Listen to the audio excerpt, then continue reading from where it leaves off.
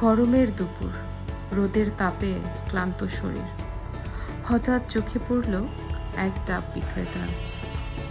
একটা সবুজ ডাব কিনলাম। দেখলাম ভ্যান ভর্তি সবুজ সবুজ বড় বড় ডাব নিয়ে দোকানদার পসরা সাজিয়ে বসে আছে।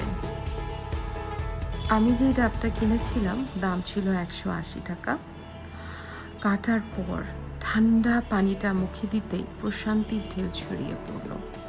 পানিটা ছিল দারুণ মিষ্টি, যেন প্রকৃতির হাতে বানানো এক চুমুক শান্তি। শরীরের ক্লান্তি যেন ধীরে ধীরে মিলিয়ে যাচ্ছে। ডাব খাওয়ার পর পেলাম নরম সাদা শ্বাস, শীতল আর স্নিগ্ধ স্বাদ। এই ছোট্ট অভিজ্ঞতাটাই গ্রীষ্মের দিনটাকে গড়ে তুলল অনেক আনন্দময়। চলে আসুন খুশি মার্কেটে।